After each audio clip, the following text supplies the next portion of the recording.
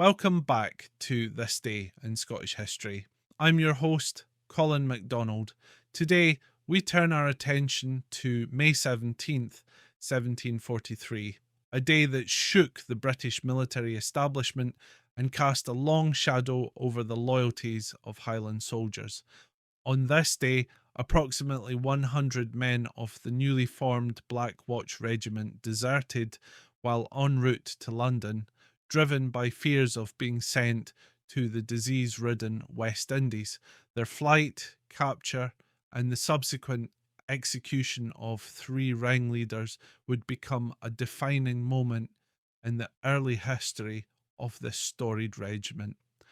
To understand the gravity of this event, we must first delve into the origins of the Black Watch. In the aftermath of the 1715 Jacobite Rising, the British government sought to stabilise the Highlands by forming independent companies composed of loyal Highland clansmen. These units were tasked with policing the region, suppressing cattle rustling, and enforcing disarmament laws, known in Gaelic as Am Adan Dub, or the Black Watch. They earned their name from the dark tartans they wore and their role in watching over the Highlands.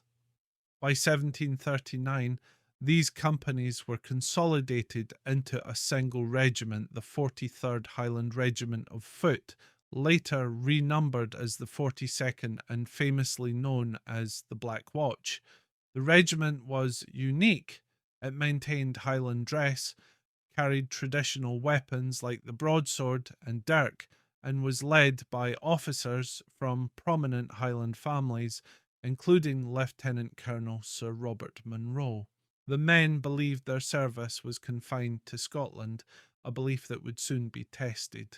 In early 1743, orders came for the Black Watch to march to London for review. As they progressed southward, rumours spread that they were to be deployed to the West Indies, a posting notorious for its high mortality rates due to disease. For many Highlanders, this was a betrayal of their understanding that their service would be limited to Scotland. The fear of being sent to a tropical death trap was too much to bear. On the night of May 17th, near Oundle in Northamptonshire, approximately 100 men deserted the regiment, attempting to return to Scotland. Their absence was quickly noted and a pursuit ensued. The deserters were eventually surrounded and persuaded to surrender peacefully. However, the British authorities were determined to make an example of them. A court-martial was convened and three ringleaders, Corporal Malcolm Macpherson, Corporal Samuel Macpherson, and Private Farquhar Shaw, were sentenced to death. On July 18th, 1743, they were executed by firing squad at the Tower of London. The remaining deserters faced various punishments.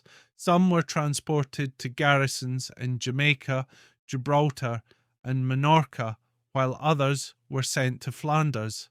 The incident sent shockwaves through the British military and highlighted the complex loyalties of Highland troops. The Black Watch had been envisioned as a means to integrate Highlanders into the British Army and pacify the region, yet the desertion underscored the deep-seated mistrust between the Highlanders and the British establishment. Despite this rocky start, the Black Watch would go on to earn a formidable reputation. In 1745, they distinguished themselves at the Battle of Fontenoy, earning praise for their bravery and combat prowess. Over the centuries, the regiment would serve with distinction in numerous conflicts, becoming one of the most celebrated units in the British Army. The 1743 desertion remains a poignant reminder of the cultural and political tensions that existed in 18th century Scotland.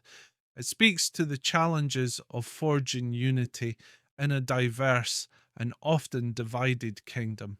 Thank you for joining me today on This Day in Scottish History. For more tales from Scotland's rich past, visit my blog at bagtownclans.com/thisday. Until next time, I'm Colin MacDonald. Haste you back.